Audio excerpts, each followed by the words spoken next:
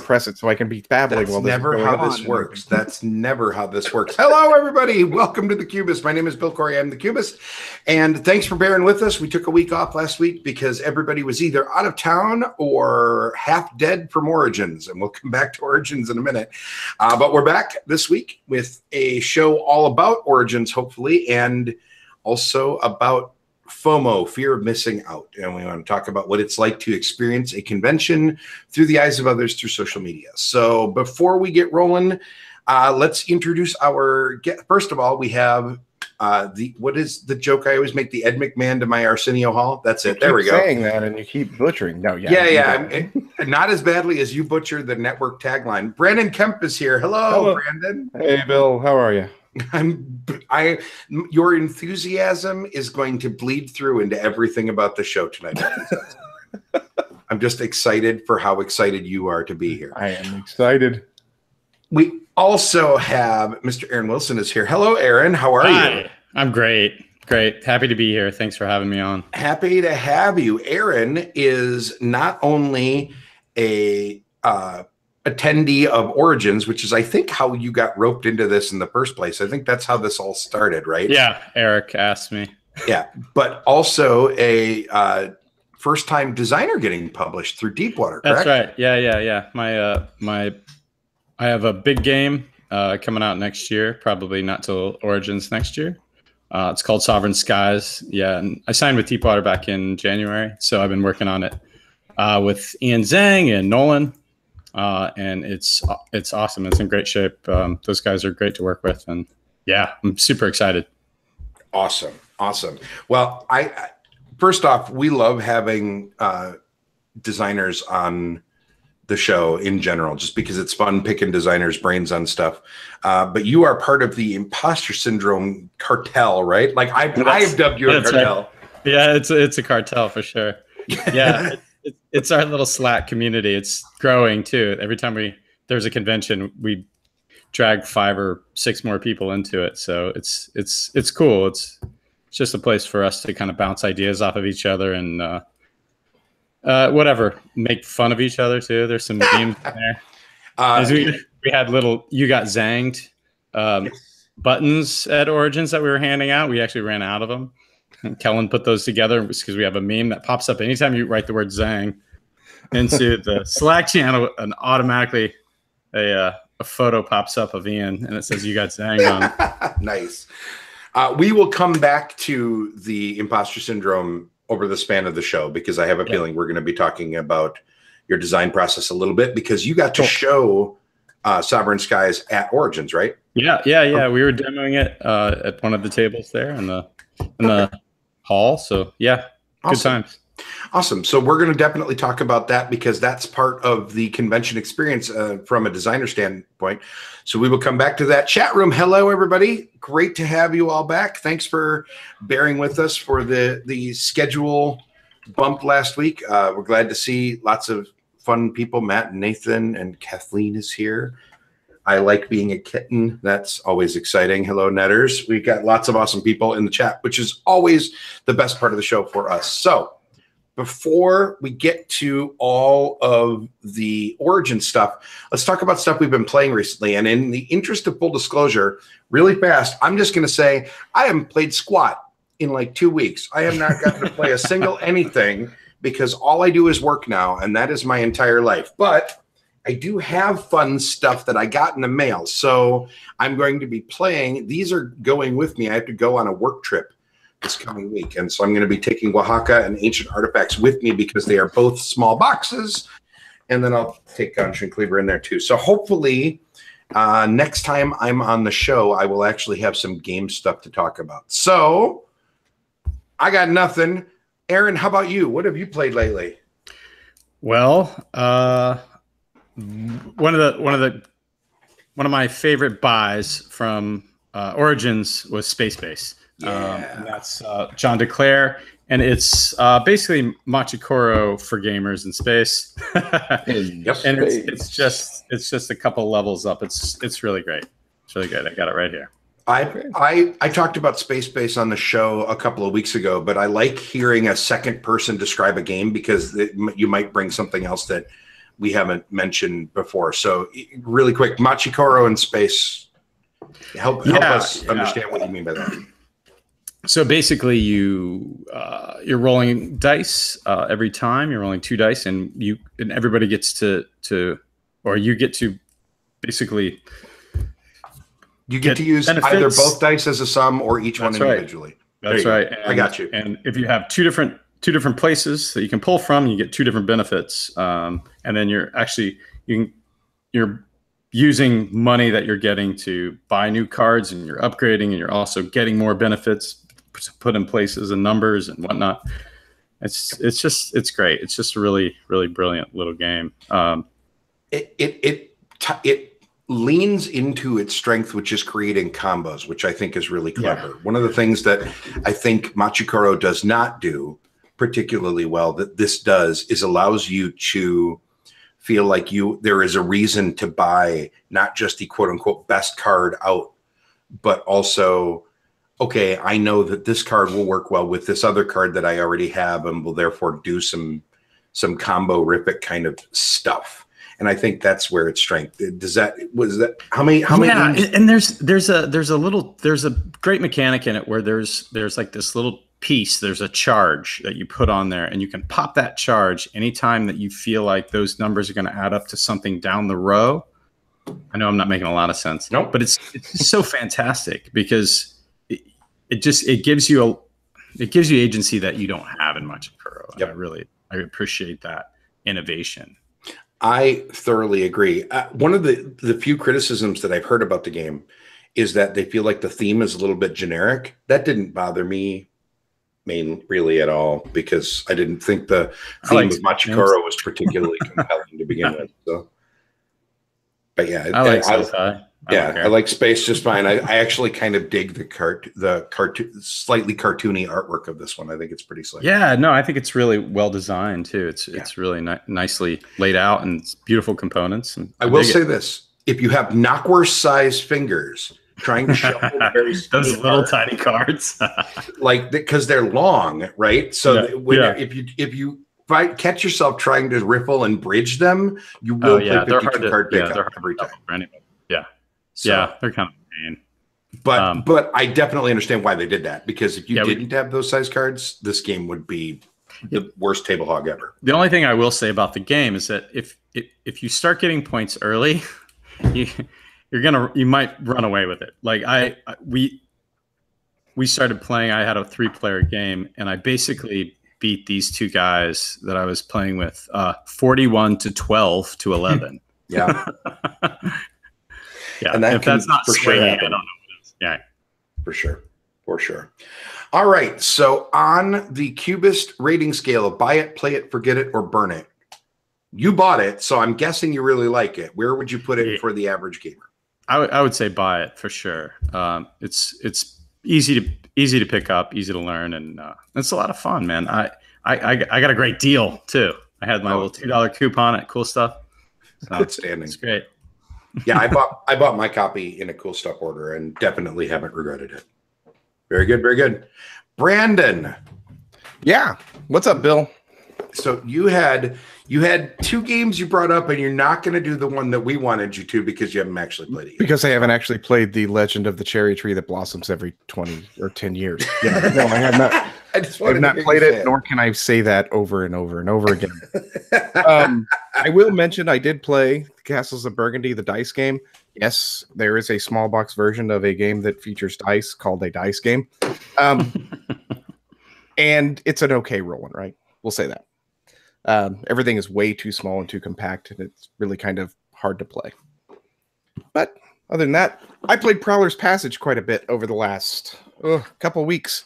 Prowler's Passage from Renegade Games and designer J. Alex Kevern, and I will not know an artist because they don't put it on the box, apparently.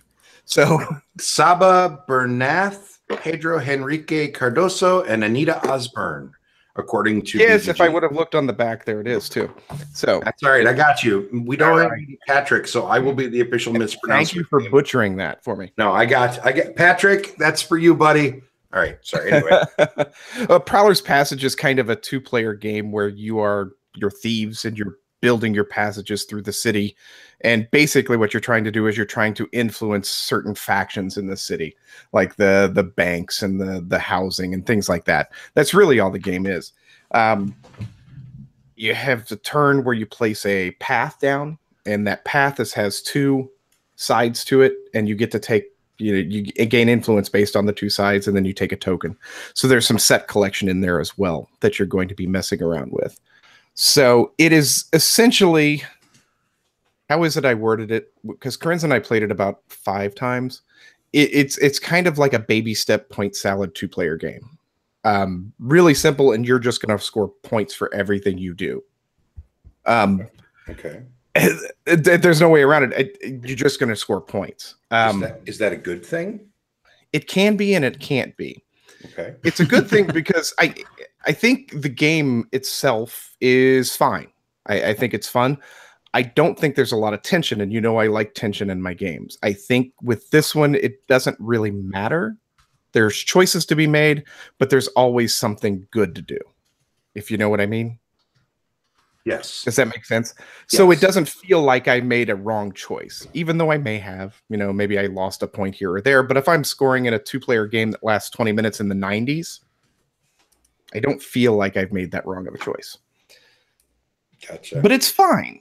It's really pretty. Ooh, the kiss of death word on the No, and I don't mean it that way. I played it with Chris as well, and I said, "Do you want to play it again?" And he just keeps packing it up, and he's like, "No, it's a fine game." And that's about all we can really say about it at that point, because there really doesn't seem to be a whole lot of tension, and I like tension. But it's beautifully done by Renegade, and I know people are going to like it. People who like their 2-player games aren't mean, maybe. Although this has spots of mean. Yeah, it's tug of war. So it is tug of war. There's going to be some meanness when you can't. When you can't get that one piece back to your side, but you're going to take it anyway. You're going to do that anyway, or just to stop them from being able to nudge it just one spot closer. Or just get it to that point where you can forget about it for the rest of the game, and then they could just move it, and then they realize, oh crap, I can't do anything with it, and I've been working on this for the whole game. Right. But it's got, what is the other thing in it? It's got these achievements in it that are also going to give you more points for doing, and that's the name of the game is points. How about that? Yeah, there's a score sheet at the end. There is a score sheet. You score it twice. A lot. It's kind of like, score it twice in the game. I like it mid-game. I like score it at the end. One of my favorite 2-player games is Seven Wonders Duel, and I love the scoring at the end. I love the score pad. Yeah, and I like that he brought that into. It's funny because I know Alex and he. I feel I'd haven't asked him this, but I feel like he's trying to get the longest road because he was a big Catan guy way back in the day. There is that in there. He's trying to get this longest road in there, and I really love that he's worked that into a game without calling it that. As far as 2-player games go, I normally play them with my wife. And you've named 2 of them that we absolutely didn't like. Seven Wonders Duel and this one. There you go. We love Patchwork. We love Akrakiri. We love Targi.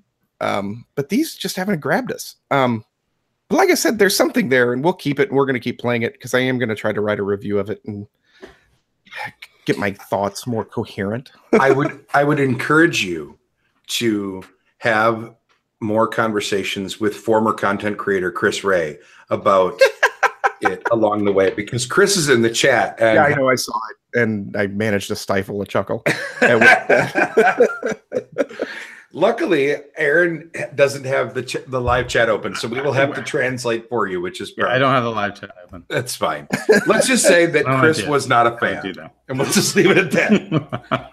So Chris likes to be the curmudgeon now. I think he's retired from content stop creation. Stealing my thunder, now bro. He just wants to be there. I'm supposed to be the curmudgeon around here, Chris. Knock it off. It is a try it. It's a play it. How about that?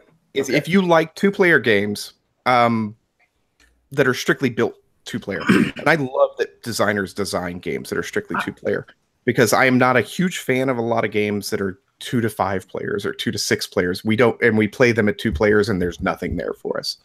So I like that this design space is being focused on a little bit. And so kudos to Mr. Kevin for that. It's a try it and play it. Can I just say that Mr. Kevin sounds so wrong to me on so many different levels. He's probably 20 years younger than me. I don't know. He's not that much younger. He's like 30, guys. Yeah, he's what? He's about 30. He's like 30. He's almost 20 years younger than me.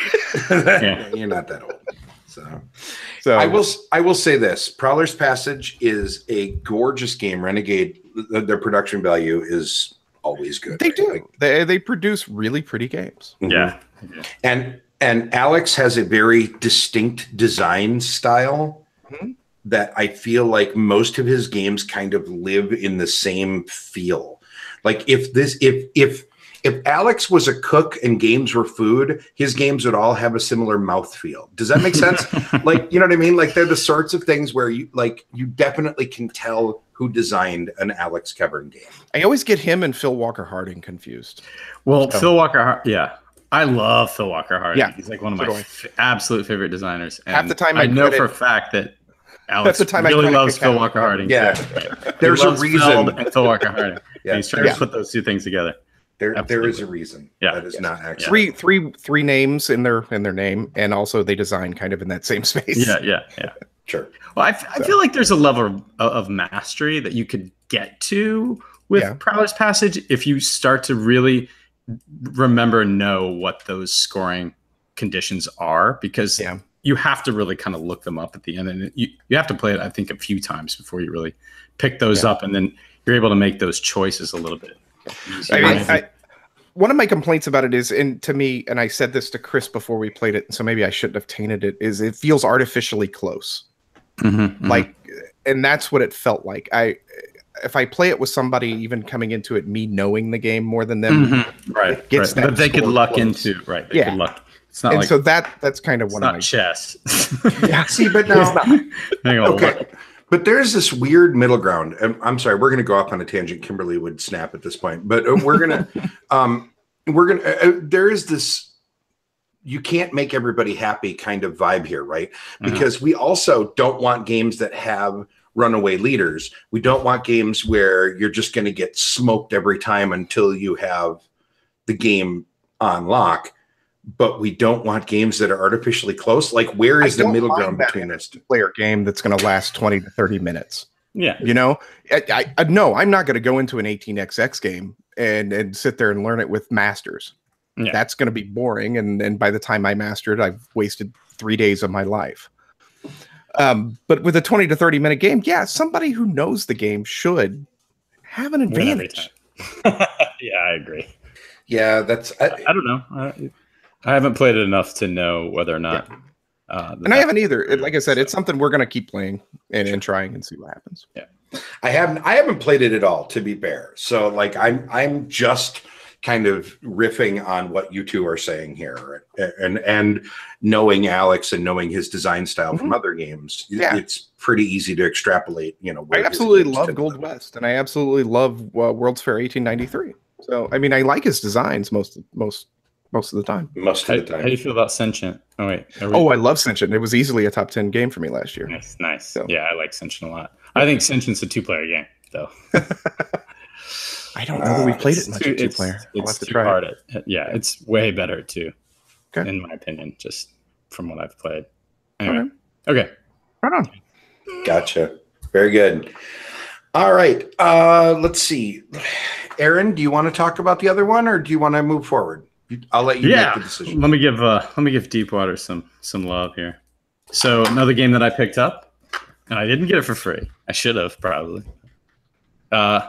Mystery of the Temples.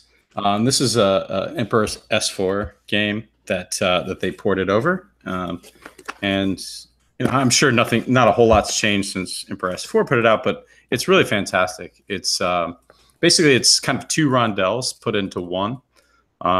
And you're going around these spaces, worker placement. You're picking up these little jewels, and you are trying to fulfill contracts, basically breaking curses. And these jewels have to be put on a card in a certain order, and that order has to match whatever card you land on, the contract that you land on. And you can't land on the same space as somebody else, so you have to skip over them. Sometimes those spots will be taken, so you can't go there and you're just trying to.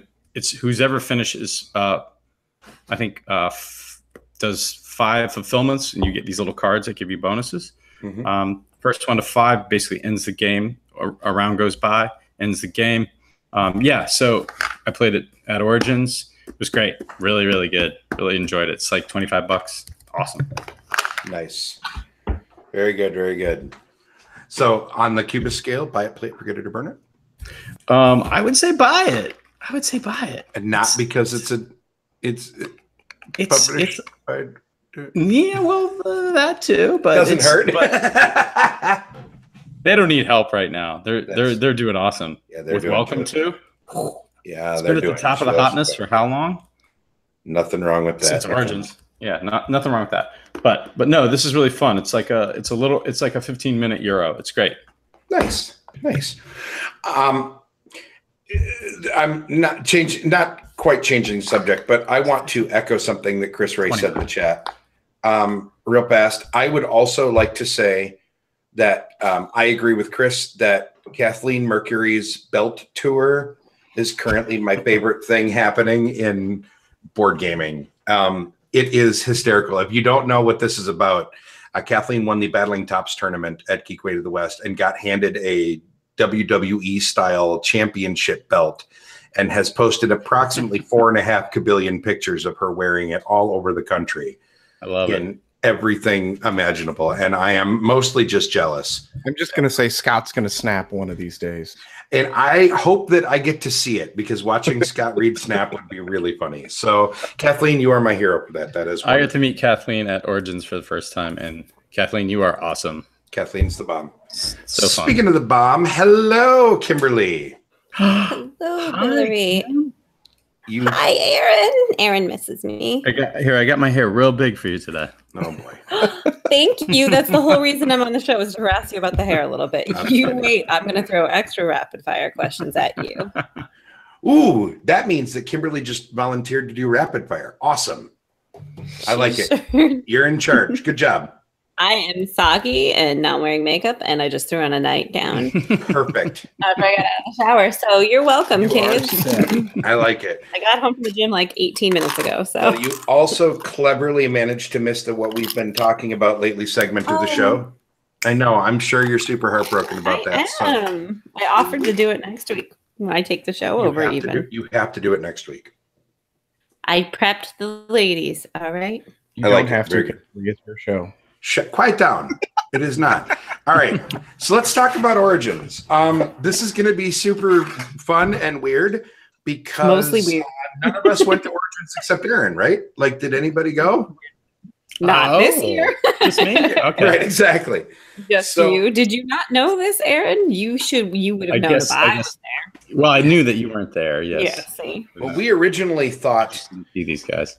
We originally thought that Eric Buscemi was going to be able to join us on the show, and so therefore we would have had a couple. I know Eric was there. Attendees, yeah. Right? And Patrick Killier, I think, was hoping to be on the show as well, but his schedule hasn't. I saw a lot of Patrick too. Wouldn't allow it. So just scheduling is what it is, and I want to talk about it anyway because Origins. For those, I don't know. Is there anybody that doesn't know what? You know what? Let's always assume that there is going to be a new pair of eyes watching the show. So Origins is one of the larger game conventions in the United States. It is certainly not the largest. That distinction definitely goes to Gen Con. Yeah. But it is probably the longest term large convention that isn't Gen Con in the States. Origins has been around for a long time. Most of the other conventions you've heard of are new kids on the block by way of comparison. Origins used to be a traveling convention that used to go from different city to different city for years and years and years, and co-ran with Gen Con on certain years. As a matter of fact, I remember, I believe it was 1990 was one of the first Origins I attended because it was a Gen Con Origins co-show back when it was still in Milwaukee. So that was... It's gone back. It used to originally, I think it was a Baltimore convention on the years when it didn't travel. So it would be Baltimore one year and then some other city and then Baltimore and then some other city was how they organized it for the longest time. And then with the advent of Gamma, it settled down in Columbus, Ohio, where it now has been for many, many years. I don't remember when it first got to Columbus. I'm going to say somewhere in the early 2000s, if I recall correctly. And it's been there ever since. So it is Patrick's sort of home convention, he calls it, because he's super local to that area, if I recall correctly. Right? Does he? It's Origins. He thinks of it as his home convention, right? Yeah. Origins is like, I think, an hour from Patrick. Right. Okay. Yeah, he's like at every Gen Con too. Yeah. Yeah, because that's also not that far. Right. Well, I mean, those two cities are 7 hours. Those two cities are like 4 hours from each other, so it's not hard. He's from Dayton. So he's from Dayton. Okay. Yeah, there we go. That sounds right. So, but Origins used to have the rep of being like the chill Gen Con, right? Like you'd get most of the same companies that would go to Gen Con would go to Origins, but you'd have a tenth of the people. So you didn't have the crazy crush of humans running around. You had a much more chill version. Aaron, you're shaking your head and looking vaguely dubiously. Still chill. It's definitely still chill, right. Especially compared to Origins. I mean, to Gen Con last year. Oh my God, Gen Con is a victim of its own success at this point. Yeah, it was the sellout. They're not going to sell out this year, but that was last year was bonkers. Origins was nice. Like I thought Origins was going to be crazy because Friday was crazy, and I was like, oh my God, Saturday's going to be insane, and it wasn't. It was like Friday was kind of crazier than Saturday, which was weird, but it was super. It felt super chill to me. It didn't feel overcrowded, not once. Like I never felt like I was running into people or couldn't fit through a hallway or through the vendor hall. I love that. I love Origins. Absolutely. It's fantastic. I miss one of the things that I for years, I used to work for Mayfair at the big conventions, and I would go to Origins and Gen Con every year. And Origins always felt like a dress rehearsal for Gen Con as an exhibitor. It felt like, okay, here's all the stuff we're going to have to do. It's going to be way crazier in a couple months, but for right now, we got this, right? And this would be sort of the thing that you would do. Is that? Yeah, it's weird though. Basically the tables for just playing games became this little tiny room upstairs. They shrank it. Wait, did they shrink it more from last year where it was already ridiculous? Yeah. It's even more ridiculous. This is why I didn't come back. The vendor hall though, they moved to the middle, and then they had the event tables on the outside, on the two spaces on the outside. And then, the open tables were just the open tables room was smaller than the unpub room, which is insane to me. Yeah, no, that's basically how it was last year. There were like 10 tables or something. Yeah, remember we played in like the cafe. Okay. Yeah. I do think that's where I met Aaron though. Yeah. Does that sound right? No. I met you right. at FieldCon. Because you creepy took a picture of me. Yes. Wait, what? He took a creep shot of me and then introduced himself. Aaron sounds like a good creep now. Sorry, Aaron. Right. Great. Yeah. Aaron, I really want to thank you for joining us on the show tonight. We love you, Aaron. And your hair's so pretty. No, he took a picture of Bill and I playing a game at FieldCon. And I was like, did you just take a picture of us? Who are you? Like, yes. Can I post it to Twitter now? and then he introduced himself. So that's nice. Next time we do it in the reverse order. That's right. Right. Okay. You say, hi, I'm your Twitter friend. And now may I take a picture? Yes. There you go. You know me from Twitter. Yeah. So let's in the interest of look at me trying to be the one that brings things back on. Hey, that's about all I got to add to this whole thing. So no, you don't. We're gonna talk about. I want to get a baseline. Okay. I want to get a baseline real fast for where people's experience with Origins lies. So for me, I attended Origins strictly as an exhibitor until I want to say 2010 would have been the last year that I was an exhibitor. So maybe 2000 through 2010. So I went for about 10 years every year as an exhibitor. I don't know that I have ever attended Origins as just an attendee. So Brandon, have you ever been to Origins? Nope, never been there. Okay. Never been to Ohio. Well, yeah, that's probably acceptable. Yeah, I was going to say, really, besides Patrick So and I the had, yeah. Rock and Roll Hall of Fame, I actually there's have not a a whole lot. past with Columbus. I actually lived in Columbus in the 90s when I was there in college. I went to art school there. So last year, Origins was the first time I'd been back to Columbus since 1995. Oh, wow. Okay. and that city has changed. Yes. Yes, it sure has. But I love the area. So Short North is great. What was that? She got attacked by a cat. Moth and attacking me. I'll mute myself. Okay. Wow. All right.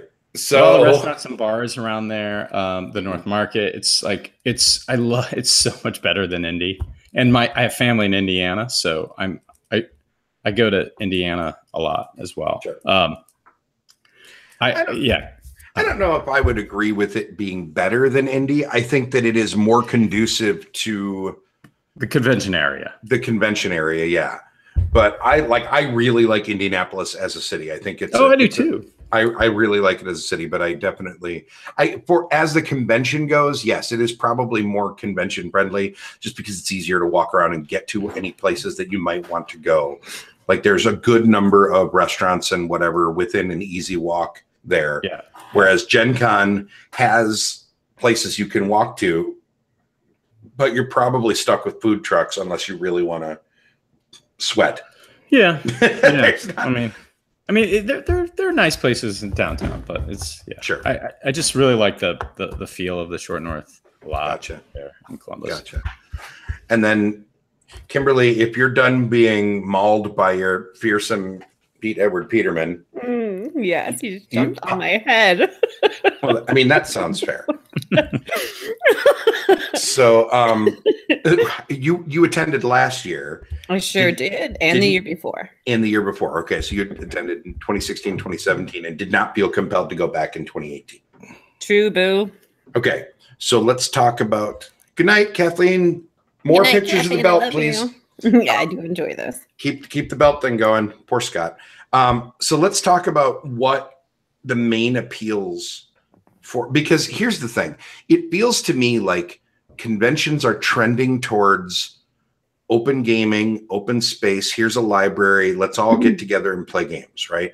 But not Origins. Right.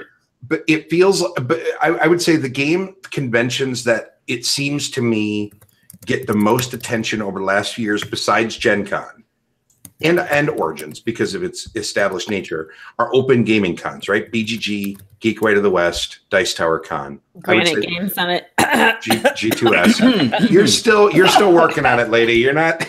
You know I love G2S. I bought a website domain just to point to your damn site. Yeah. But my point, legal? Yes, it is. But my point is, it seems like the hobby is gravitating towards conventions that are all about open gaming and smaller groups. So what makes Origins still work? Like, go ahead, Aaron.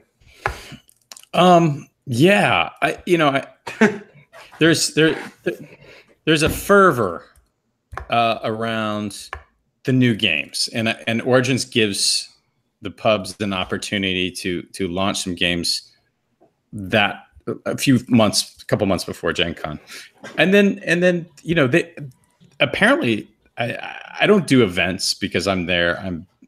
I'm shopping games around and I've got meetings, and then I was doing demoing, but apparently the events are great. Like the scheduled events, you mean? Yeah. So they had an app this year where you could actually get notifications when your events were coming up. You could mark off where your favorite pubs were in the vendor hall. A friend of mine that I work with, he was there with some friends, and he's a gamer and just he's there doing kind of some other stuff. I only saw him once, but it was his first time at Origins, and he absolutely loved it. He's not going to Gen Con. He's going to go to Origins every year. So he's a first timer, and he loved the app, and he loved the amount of events that he could do, and he loved being able to just get through the vendor halls and see all the same kind of stuff that he would normally see at Gen Con, but not be able to get to as quickly and not be able to get those games that stand in much longer lines and stuff like that. So I think Origins is, it's Gen Con Junior, and there's if you like Gen Con, I think a lot of times if you don't know Origins, you're going to like Origins maybe better. If you want to like Gen Con but are sick of being clubbed upside the head by some rando's backpack. Yeah. And as far as open gaming goes, I mean, you're right. If you're going to a convention for open gaming, Origins is probably not the convention for you, because they want you to sign up for events. They want you to get generics, and they want you to do demos, and they just want you to buy stuff, and then they want you to leave if you're not going to buy anything. They want your money, which is fine. I mean, that's what it's there. That's what they're trying to do, right? They're selling games. But and also, I mean, there's a lot of space for people to play games in the hotels and whatnot. So I don't have a huge issue with it, because I'm in the Unpub room a lot, and we end up just playing some published games in there anyway. I did after hours always. So I'm gonna play devil's advocate a little bit here, and speak against my own self-interest. I am literally trying to park where my brain lives and think of things in terms of folks outside of my sphere. If you are a social person by nature, either because you have a social media presence where you have a good chance of knowing a ton of people, even tangentially, or you enjoy getting together with friends and gaming, then open gaming conventions are catered more to your needs. If you are not, if you are a person that finds it difficult to initiate social interactions, scheduled events are great, right? Because you can say, look, I know that I really like to play Castles of Burgundy. So I can sign up, and I can be guaranteed that there will be a game of Castles of Burgundy right here at this time. So I can schedule my life, and I can show up and I can play a game. I think that is a distinction that some of us don't really like resonate with. Like for me, I think maybe in all of my years of attending conventions, I've signed up for a grand total of like 8 scheduled events in 30 years. Like really, that's not a thing that I do, because I would rather wander around and be like, hey, I remember you. You want to play a game? Cool. Let's go find a table. Mm-hmm. But I think that we are not necessarily the norm here. And I wonder about that. Like, so Aaron. No, I think you're right. I think there's I think your average gamer is going there and likes to schedule out their time at the convention. I think that's maybe typical. It's hard for me to say, because I know, like, the people that I know are designers and industry and podcasters and pubs. So I don't hang out with a lot of just like straight gamers. Yeah. And that's a really interesting point too. I think Origins is a great networking convention because the people count is fairly low, but the industry count is still reasonably high. Yeah. So like, you have a good chance, if you are a publisher or a designer, to get more face time with others in the industry, because they aren't going to have 60,000 people crushing down the doors at 10 a.m. on Thursday to buy whatever the latest hotness is, right? Yeah, yeah. So I think there's more to be said on that side of things as well. And so I think that maybe that's the other way to look at it, is that it's going to be a different strokes for different folks kind of thing. Yeah, absolutely. Everybody's going to have their own customized experience, I think. I mean, for me, I what I loved about it is we had the hotel that's like right there, whatever it is, not the Hilton. It's like inside the convention center, right at the end by the bar on 2, Hyatt maybe. Mm-hmm. And we were at the bar on 2, and no people were gaming at these tables and drinking beer every night, and I love that. That's like that's heaven for me. And I feel like I don't even get that. I don't really get that at Gen Con enough, because the scene is because of the open gaming tables, which I do enjoy. I do that at Gen Con as well. But yeah, I don't know. I haven't been to Gen Con, but I imagine some of it is just the general spread. Like, there's so many places. that it impacts in so many events, and there's after hours events. It's you're going to get that more at Origins because they close everything down way earlier than any other convention that I know of. Yeah. So you kind of float that. Yeah, there was kind of like one place to go. There were some industry parties and whatnot, but but for the most part, you could kind of know that you could go to one place and everybody kind of be there, either Unpub Room or Bar on 2. And when the Unpub Room closed, everybody'd still go to the Bar on 2. And then at Gen Con, there's so many different things going on, and it is so spread out. Even like the hall's so big, and there's different groups maybe in the hall, and there's never really one place where everybody's going to be. And so it's a little bit, it's not as reliable, maybe, I guess is the word. Yeah. Okay. So I'm trying to, so I want to post this in terms real fast, because I want to wrap this site up and start talking about specific things that happened at Origins for you, Aaron, and things that we noticed through the fear of missing out, because I definitely want to touch on that a little bit as well. To sum up, how would you just what sort of gamers are going to really love Origins? Like, is it people that want to go shopping? Is it people that want to sign up for structured events? Is it people that want to experience the restaurants near the convention set? You know what I mean? Like, where's I think you're hitting those. Yeah, I think you're hitting those bullet points perfectly. That's exactly right. I mean, I would describe it as my coworker, my buddy Rob, who went to Origins for the first time, like I said, and that describes him, and it was like the perfect convention for him. He was able to sign up for a lot of events, play a lot of games that way, and then he got to have a big haul to bring home. So it was just like, and there's so much good food around there. It's great food. Like I never saw him in the convention once. I saw him at not Barcade. It's bar something. It's like a barcade. It's something Cadia across the street where there's like Cadia. There's video games, and they add a little library in there. We played like Codenames. I played Codenames with his friends. But like those places are like right across the street. They're right there. And yeah, there's great food. It's awesome. I mean, for somebody who likes to structure their convention like that. Yeah. I think I agree.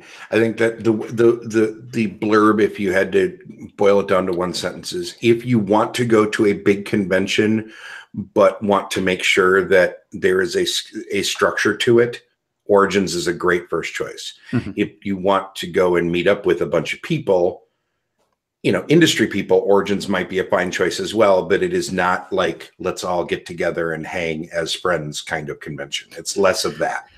It's probably less of that. Yeah. Less. I think you probably want to try to get to BGG Con at that point, which I've not been to yet. Well, this is the last year. It's my favorite convention. It's breaking my heart that I can't go this year. Although I found a suitable replacement. We'll come back to that in a little bit. But it's like on my daughter's birthday, so it's not that'll make it a little tough. That makes it tough. Good job, Dad. So let's talk about fun things that happened at Origins specifically. So first off, let's start, Aaron, with you being a first-time designer and having Sovereign Skies that you got to demo for Deepwater Games at Origins, right? So what was it like demoing, like for the first time having your game out in the public world? It was great. I have a story actually. So I walked up to the splintery tables of Origins, and I've heard stories about this. We're going to come back to that. Yes, we will. So Deepwater had a what we call kangaroo in the biz, in the graphic design biz. Wow. And so there's these signs that you pull up and they stretch and they have a little stick to hold them up.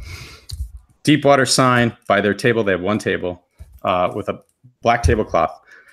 I went up and there was a white tablecloth on it and a stack of Clank on top of that tablecloth. And I said, excuse me, I think this is Deepwater's tablecloth or table. And the guy said, well, they were supposed to give us at Renegade, 10 tables and we got 4. And so this is one of the 4. No. And I was like, that's not how that works. I'm just telling you that they got a table too, and I think it's this one. So you had to get Sarah, and then I know Sarah. I'm like, hi, Sarah. Yeah. And so Sarah comes over, and she's like, okay, no big deal. They can take that. I'm going to go crush some skulls and make sure we get 10 tables over there. Before you know it, they had Renegade had 10 more tables on the other side because she's just throwing evil stink eye at them and with the biggest smile on her face. Sarah has been on the show a couple of times, and she is just a lovely human being, but also somebody that I could easily see swinging a machete with precision and malice if needed. Yeah, Scott seems to think so. For sure. Yeah, well, definitely Scott. Scott is definitely on board with that. So yeah. Anyway, nice. so anyway, beyond that, it's just very funny. That's just things got very mixed up. I guess they've still got some work to do, making sure that they got everything right. Also, another little funny origin story. Guest of honor Eric Lang. His name was spelled Eric Long on. Yes. Yeah. Yeah. I mean, look, those minor things aren't that. I mean, but it says so much. It says so much. It does. Yes. Anyway, yeah. So the demoing my game was great. We were pulling some people over, and there was a volunteer, Danny, who was helping me teach the game. And yeah, it was awesome. I got to play it a whole bunch of times, and we made some little tweaks here and there. I'd forgotten to print out some player boards, so I had to hand draw these things on these cards. Oops. Drawing symbols on there to match the symbols in the game. Nice. But yeah, it's fine. It's all in prototype forms anyway still. So yeah, but it was great. Good stuff. People are enjoying the game, so I'm happy. Was it nervous? No, not at all. Not at all. I've been playing this game so much lately that it's all, yeah, it's yeah. Well, I mean, the game, sure. I'm talking about the public having access to it, like uncontrolled. I mean, I don't know what your playtesting process is, but I'm assuming that you don't have rando number 4 walking up and being a playtester. Actually, I'm more used to it than you'd think because I do try to go to Unpub Minis, and I go to a NYC playtest group, and we have random people come up and play all the time. So gotcha. And Unpub is it's open to the public. So the public comes in, they get to play games for free, and you teach it to just random people that walk up. So yeah, I'm used to it, and I love it. I want new people to play all the time because you get new differing opinions and points of view on they catch things that you don't even think about. It's awesome. So I mean that's sort of like we've talked about that on the show before about how important blind playtesting and getting fresh pairs of eyes on your game is, and we absolutely talked in the past about what can happen when your playtest group is too small and pardon the term, a little incestuous. When it's true. Yeah, it's true. It's like I playtest with designers a lot, and like the designers are smart and very picky, and they know.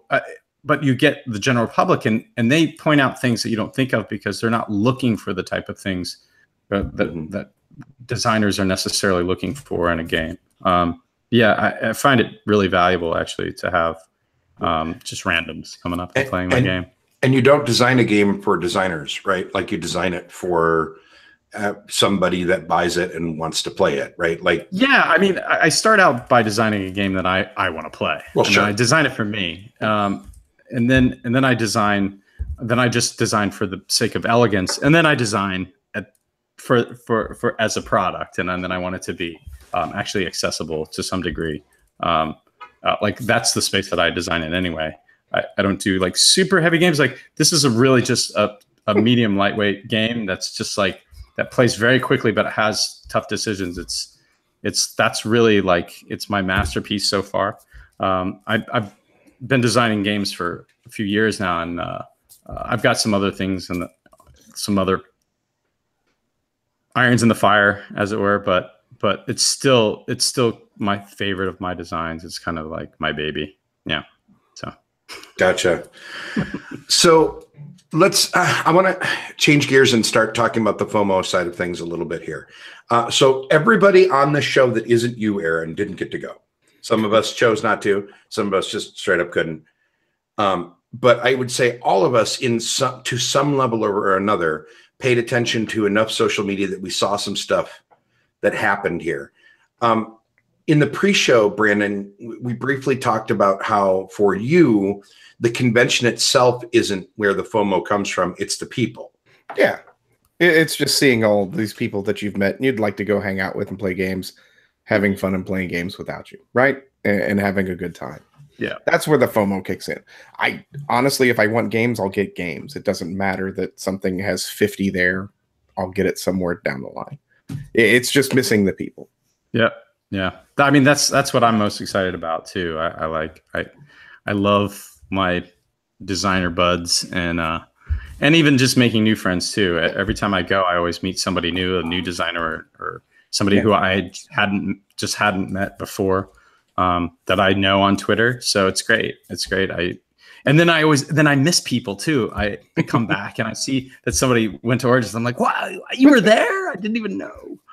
Like Justin Schwartz, I didn't see him the entire time. I saw him at Unpub, said hi to him. I didn't see him once. I did not see him at Origins, which bummed me out. I know he was there. Yeah. Yeah. Nice. So there's even FOMO when you're there. Exactly. I mean, you're always going to miss people and miss things. Yeah. You can't do everything and see everyone. That's just reality. Yep.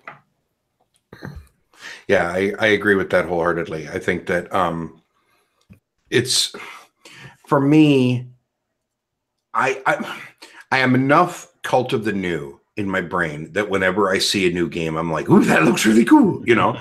And I immediately am like, I want to play that. Rinse and repeat a lot.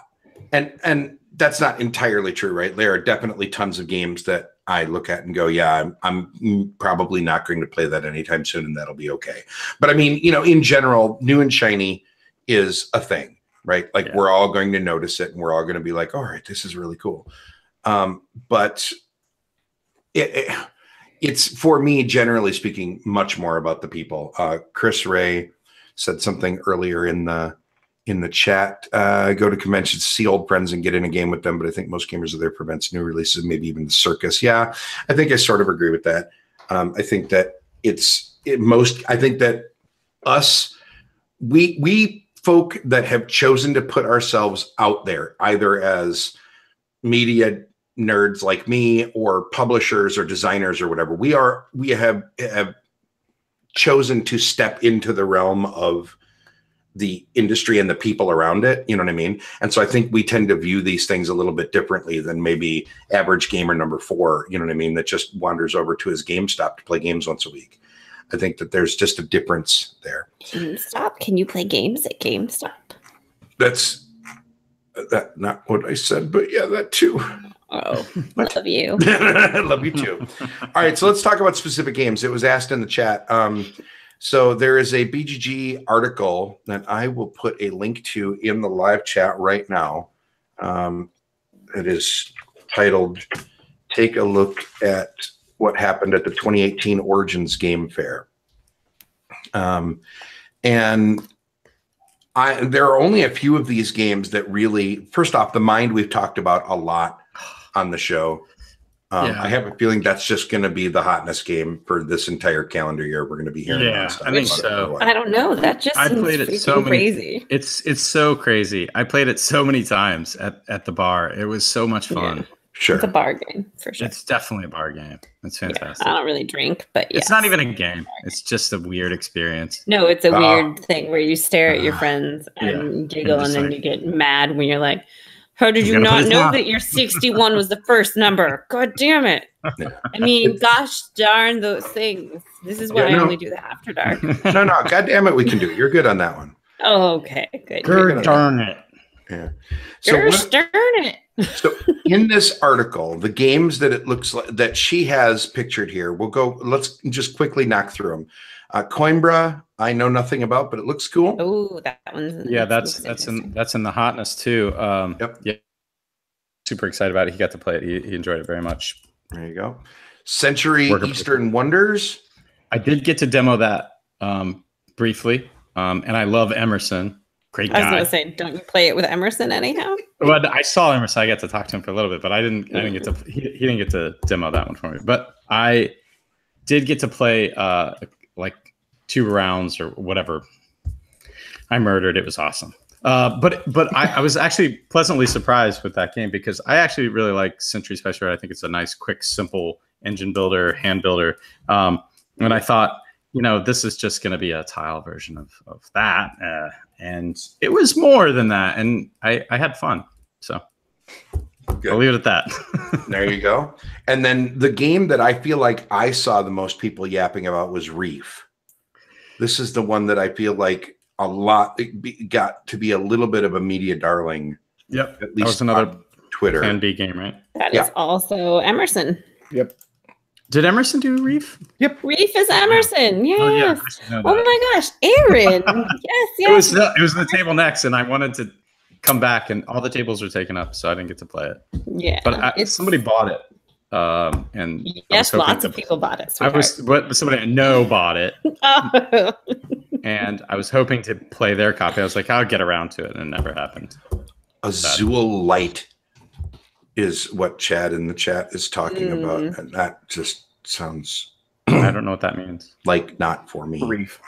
Reef is Azul Light. Wait, okay, another story. And the reason I thought maybe you were talking about Nat Levan's Azul game, he sat down and put a card box down. It was about this big. He said, "You guys want to play Azul?" And he had redone Azul in a little teeny tiny box with little cubes. Travel Azul, and it was great. It was awesome. Moving on. All right, let's see. Dragon Castle. Paul Grogan, friend of the show from Gaming Rules, just put up his review on that, which is basically the board game version of the video game version of the solitaire version of Mahjong, which he kept pronouncing Mahjong or something like that, and it hurt my brain. Yeah, I can't believe it's taken CMON this long to get it here. There might be a production value issue there. Like, it might just be hard to make those. Like, that's got to be either a nightmare for shipping, production, or both. Yeah, to get those tiles in any quantity. So I don't know. Well, Matt, Dragon Castle was out last year, but it was horrible games and came out at Essen. So. Yeah. So now it's CMON has it, which is why it's basically the US release, for lack of a better term. So, all right. Gizmos, I know nothing about. Council of Four, I played. Phil Walker Harding. Yeah. I played that one last year, the original German release of it. Yeah. Council of Four, right? Yeah. That was a European release originally that has just gotten brought over by CMON again. I played that. Somebody asked me about that a day or two ago, and I was like, I think it was fine, and I don't remember anything about it. So that should tell you everything you need to know. Like, you know what I mean? Like, that to me is the perfect example of there are just games that are never going to click for me, and that was probably one of them. Unlike Altiplano, which this would have been the first major convention that Renegade would have that at, right? Mm-hmm. This is their first big con with it, so that's going to be a big deal for them. Looks like 1 week Ultimate Werewolf was there for Bezier, and then Werewolf Legacy. That'll be a Gen Con release. Right, and then the expansion for Whistle Stop. Yep, that'll be a Gen Con release. I like that game. Fun stuff. And then Pyramid of Penguin. Okay, so this Eric picked that up. That's got to be Fluke der Mumie. Just redone, right? I thought the same thing, but it's another. Hold on. Go ahead. Keep talking. Okay. Because it looks like it's being themed, right? Because it's brain games. So they're riding on ice cool, right? Like Yep. Okay, it is Fluke. It is. It's Fluke der Mumie. Bill, that was like your game. I blame Chris Darden. So this is. I know. Chris Darden is the one that introduced me to it, and I think that it is so much better than it gets a rap for. I don't love this theme. Like, I wish it was just the Mummy theme again, because I really loved how that worked in the original version. I have no idea. I don't want this to be a penguin themed game, because that just feels super janky and weird to me. Yes. But yes, yeah. Chad, I know. I can't say all of them, man. There's a lot of games. I don't know if you noticed this or not, but there's a lot of there's a lot of games there, and I'm still not done scrolling down this article. You're not going to say every game that came out in a stunning turn of events? No, I'm not going to say every game. What about the fact that people got into like physical altercations over Welcome to? No, but I didn't. I missed this. Yeah, Tiffany tweeted something like, "Please stop trying to trample each other and elbow." There will be more. Maybe there were some elbows. Yeah, there were like some fighting over Welcome to. I heard a line every day for it.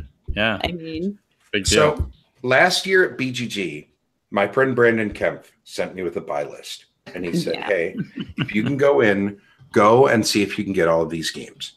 And I said, "Okay." And I went to, I think it was Fun Again, that it was the company that was going to have most of them, right? Because they brought over like 20 copies of this and 20 copies of that, whatever, right? Yeah, Brandon, help me out. Stuff. When? Help me out. Brandon does not, he's not paying any attention to us. I'm in the chat. Sorry. He's in the chat. My point is, when you sent me with the buy list, it was Fun Again that you were primarily sending me to. Because they were supposed to be bringing things over, yada, yada, yada. And they did. And I got physical. Now, I am not a small person, okay? I am a bigger dude. I am broad of shoulder. I am not hard to see. I am broad of shoulder. And so when people were physically pushing me out of the way to get to the games that they wanted to buy, at BGG, which is a much smaller convention, I was quite frankly kind of disgusted with the idea and turned around and walked out of the hall. And I messaged Brandon and I said, "People are being dicks. I have to go. I'm not going to get into like shoving matches with nerds to buy a copy of anything for anybody. That's not a thing. So I'm just going to be that guy. If you're one of those people, knock it off. You don't need any game bad enough to be that big of a dick at a convention." I agree. Like, period. Full stop. If you are that person, stop it. Nobody likes you. All right? There, I will be the one to say it. I'm sure their mothers still like them, but no, they should stop. No, their mothers are not proud of that behavior. No, as a mother, are embarrassed by the behavior of their children when they behave like that. So yeah, stop it. Truth. I will. It not hard to be a civil human being out in public, everybody. I don't care how bad you want a game. I don't care. So anyway, my point is the idea that there are people that are doing this kind of crap for a game, like y'all need to learn that this is just a hobby in the worst way. True. All right. You want me to talk about the Sagrada expansion that I don't think needs to exist? Hey, that's not nice. But no, can we talk about the tables? Fine. We said we were going to go back. Yes. All right. Let's talk about the tables really fast. Okay. They're those terrible. Tables are, yes. I literally ripped my shirt open 2 years ago at BGG. I mean, at Origins, not at BGG. I leaned across the table to grab like cards off the table playing a game, got stuck on a splinter, pulled back, and ripped the entire front of my shirt open and flashed people. Yeah, because I'm pretty sure those tables aren't great. I'm pretty sure the age of Origins matches the age of those tables. Oh, at least. Those tables are like toothpicks that have been glued together on. Yeah, no, they're not good. So they're not flat. Like a lot of them lean, which is also terrible for gaming. So let me ask, so how is it that this never gets addressed? Because we have been having this conversation for 3 years. Yep. Like, I feel like they may have bought a few new tables, because at least Tony talked about how he had a plastic table and didn't have to use his tablecloth. And somebody mentioned Origins had actually bought a bunch of tablecloths. So. Oh, okay. And there might have been tablecloths already there. Yep. Oh, that's interesting too. Yeah, people come with their own tablecloths. How much of a deficit is this space running at, that the concept of buying 100 folding tables and some tablecloths is just beyond the pale? To be fair, they would need a lot more. Centers. tables. No, they are the ones that the convention center, but Gamma still pays extra for them, I guess. Just, you know, So, they pay per table. They must be able to source them elsewhere, right? Right. So, but no, I'm talking about the people that are supplying the materials for the convention. I'm not talking about Gamma here. Yeah. The list of things that you could rant about Gamma about does not include these particular tables. This is all the space, okay?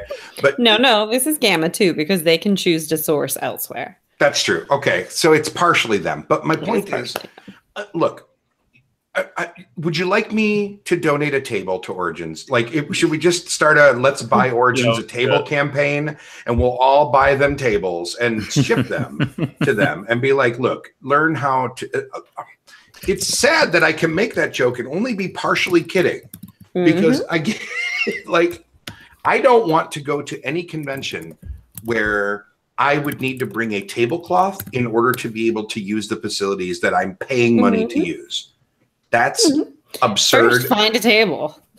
That's the first thing. You're not going to find a table unless you play in the cafe.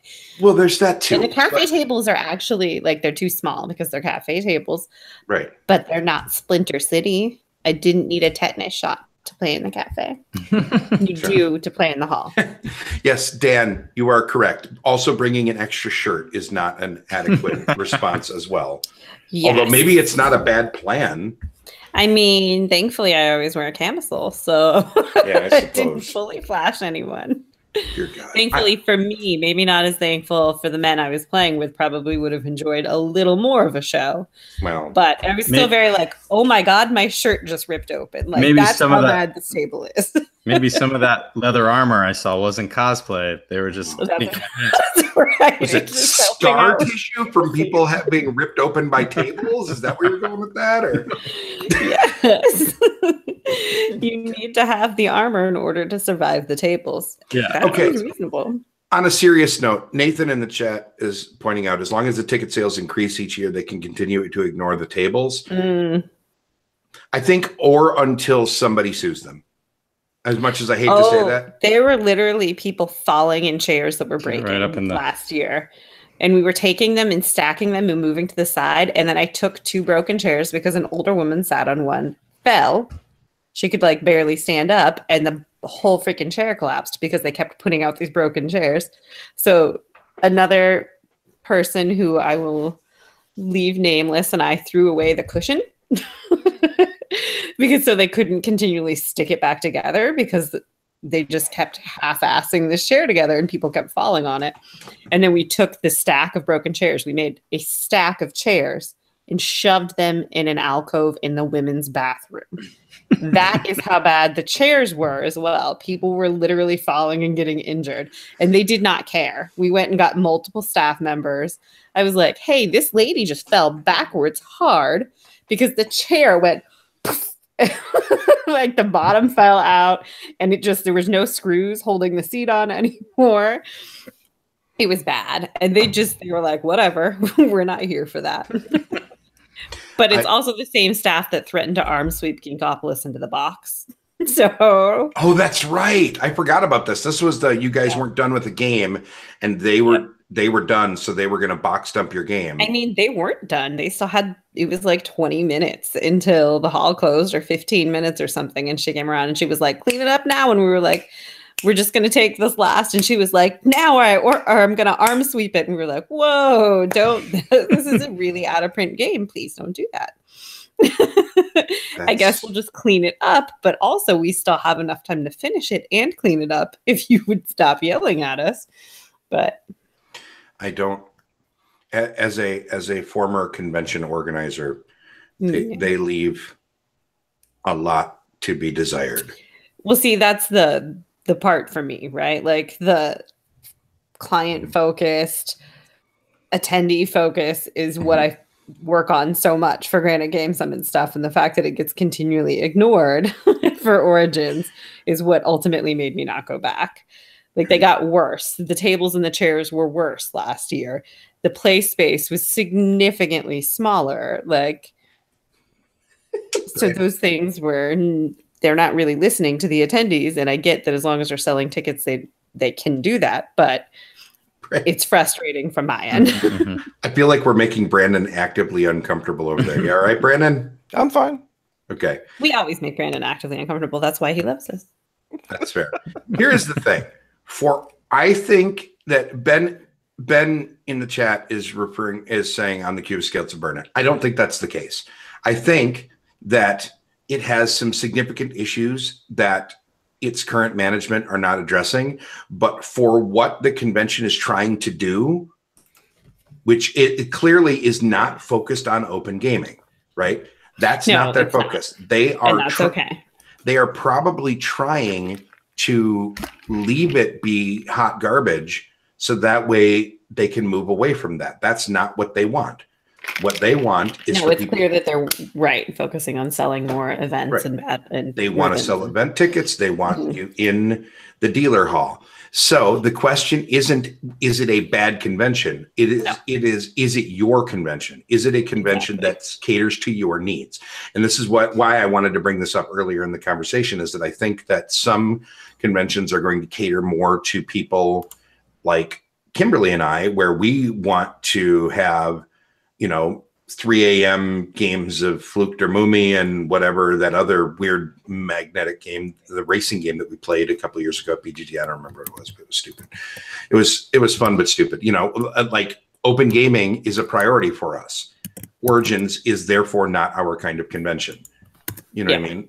Whereas for industry folk and folks that want to demo games and buy games and play in registered events, Origins is a great choice. It's a fantastic convention for that. And it's just about what kind of a gamer are you. So it's very easy to point to anecdotal evidence of this sucked and this sucked and this sucked, and therefore extrapolate that the whole thing sucked. Right. That is not the case. It is just not the kind of convention for people like us. Yep, that's exactly. I understand what its appeal to other people, and it just isn't my convention. Sure. Real fast before we get out of here, Nathan, Nathan asked a question that's actually, Kimberly, you're going to be able to answer better than I will. Sure, I don't know what he asked. A big security upcharge for having the game room open all night? Like having 24-hour gaming. Upcharge. To have the game room or the library? I think, yes. Any parts of that you want to have just an open room and tables? No. Okay. To have something that needs to be staffed, you have to have staff. But they don't have a library that's staffed by the Columbus, whoever. It's cabs, right? Cabs, yeah, cabs. There we go. Yeah. And you buy an extra. It's like Columbus area something. Board games situations. Right. And they have their own hours and they close earlier than the hall, and all of that's understandable. They just to have an open room with tables. Yeah. No. It also depends on how big of an area you're in, what kind of it's going to be venue specific too. Some venues have union workers where they're going to have to deal with that and some won't. Yeah, you have to build in like trash service and stuff still later. At least I do. I don't know if every event does that, but we build in trash service and water and stuff for after hours. So, all right. Well, I can honestly say that there is a lot of, I'm not lying when I say this. I'm not just blowing smoke up you here, Aaron. I think Sovereign Skies sounds like a lot of fun. I want really badly to know more about imposter syndrome and this weird design cartel that you're a part of. And even though I don't belong there, I'm not going to lie. I kind of want to just go pick on people in there. No, I just love that this is a thing. And I'm really happy for you that you got to demo at a big convention and that your game is coming. This is fun. You got about a year to go, right? Yeah. And it's going to Kickstarter? Yeah, I think so. I think they're going to kickstart it maybe in Q1 or 2 of 2019. And then you'll see it hopefully at Origins next year. That would be pretty rad. All right. Kimberly, did you come up with rapid fire questions for Aaron? Am I asking all of them? How many questions do I have to ask him? Have you not watched the show before? I'm just going to yell so many things at you, Aaron. Do you know what rapid fire is? I've seen the show. Maybe. You got this, baby. Weird how that works. I've never watched the show. Oh my God. All right. I'm so glad that they took time out of your schedule to make it, Kimberly, you dork. All right. Love you. Love you too. All right. Hit me. Brandon, oh my gosh, already?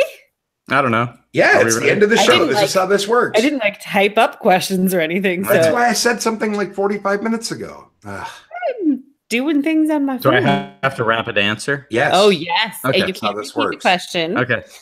And the more panicky you get, the better. Okay. Tears are ideal. So if I can make you cry. I'm already crying. Those are tears of joy, Aaron. I mean tears of pressure. Okay. Bill is so pleased with me right now. And I love you so very much as we speak. Okay, are you ready for this, Aaron? Sure. That did not seem all that ready for this, Aaron. Okay. Sure. What game that is not yours are you most excited to come out in 2018? Rapid. I don't know. Super fast. I don't have an answer. What? Keep going. Well, I was gonna say Daniel's game, but it's not coming out. So then you have to say something else because that's how this works. Game is coming out in 2018. Okay, so I gotta think. You're not good at this. I'm not. I don't know what I'm getting at Gen Con yet, so I'm like very happy with my game collection right now. Oh my god! literally at this point, you could blurt out anything, and you'd be doing better than you currently are. True. What do I want? Oh man! It doesn't actually. You just make stuff up, and that's okay. This is rough. Okay. You could say like read. Kids on bikes. Okay, kids on bikes. There you go. That was an actual answer. Good job. I haven't played an RPG since 8th grade, but I want to play it. How long does it take you to do your hair every day? 20 minutes. That's not really true. It's 5 minutes. Oh, okay. It's still better than your last answer. Keep going. I'm sorry, that was amazing. Yes. What is your favorite beverage while you are playing things? Bud Light. There we go. I hope you get sponsored for that. What was your favorite game to come out in 2017? Because you did so well the first time. Azul. Oh, we got it. I'm proud of you. All right. How many products are in your hair? Just one. Oh. Nice. See, I had to build in some hair questions because that's our bond. Perfect. Yeah. Perfect. I tell him I like his hair. It's very pretty. You can't tell on this mediocre camera situation. It's a molding paste of some sort. Yeah. He's got very good white spots in his hair. I'm just excited for anybody that cares that much. This tells you how old I really am. See? Perfect. Aaron, if people want to know more about you and the things that you do, besides trying to pick games, where would you send them online? You can always follow me on Twitter at like on the street. You could. Creepy pictures of him. My license plate number is. You can try to find me in New York City, walking around in the daytime. Just look for the guy with spectacular hair. You can follow me on Twitter at internetsmagic.com. Nope, not .com. Not .com. I own that .com. It's a terrible website. Oh no. That should have been one of his rapid fire questions. Yeah, it should have been. Now I understand why Brandon said it and during the pre-show that he wanted this to be my show, not our show, because he didn't want to have to take responsibility. So Internet's Magic on Twitter. Yes. And then also sovereignskies.com will take you to Deepwater's page that has my game on it, and that would be awesome as well. I'm also on Instagram at same thing, Internet's Magic. But not .com. I post some game stuff there, but it's mostly like pictures of my kids. So whatever you want. That's right. As long as you don't have ugly kids, we'll be all set. No, they're cute kids. Beautiful girls. Of course they are. Brandon. Whatever. Brandon. Yes. Latest episode of What Did You Play This Week just dropped yesterday, right? It did just drop yesterday, where we had Eric and Patrick talking all about Origins. Imagine that. Jamie dropped some Origins stuff, and then me, Denman, and Chad all babbled about things. Games. That's what we talk about is games. Weird. You babbling about stuff. Yeah. Nice.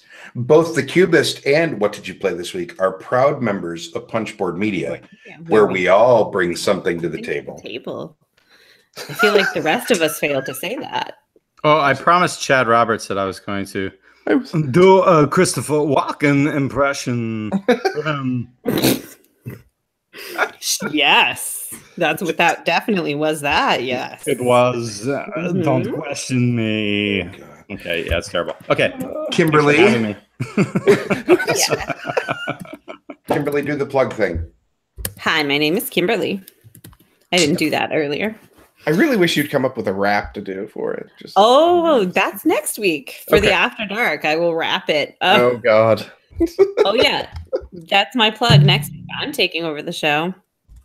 Yes, to talk about mental health and consanity. Talk about mental health. So I will be reasonably well behaved for that part. But it's also After Dark next week. Yes, because it is the first Monday of the month. I will not be well behaved after that. So, children. Keep that in mind, ladies and gents. Next week, first Monday of the month, you get 2 shows for the price of 1. The regular show where Kimberly will be running the show, sans me, and then the After Dark show where I may or may not be on. I don't really know yet. We'll see. We'll see how that plays yet. Oh, we should definitely give Kimberly control of the After Dark. Well, I mean, you basically do anyway. That's really not much different from how things usually go, so we're good. You're KJ Rebia on Twitter, right? Yep. There you go. That's enough. And that's enough. That's enough. GraniteGameSummit.com. No, plug the damn convention. Right. I'm not announcing an event until next week, so there's not really a point. That's fine. That's fine. I don't think any of us are going to be at Dice Tower Con, unfortunately. I definitely know that I will not, sadly. Nope, not it. Sorry, kids. I don't. I'm not going to be going to. I'm not going to be going to any conventions, unfortunately, until November. Yeah. Going to when you go to Brandon's. Brandon invited me to that too. Yes. It's just a small little gathering to see what happens. Yep. And that sounds like a lot of fun. Yes, we are indeed cubicles. Cubicles is the name that we dubbed. Actually, Marty from Rolling Dice and Taking Names coined that term way back in the early days of the show when he and Tony were one of the first guests on the show. So I am on Twitter at Bill Corey Jr. or the show is at Cubist Podcast. If you don't already follow us on Twitter, I suggest you do that.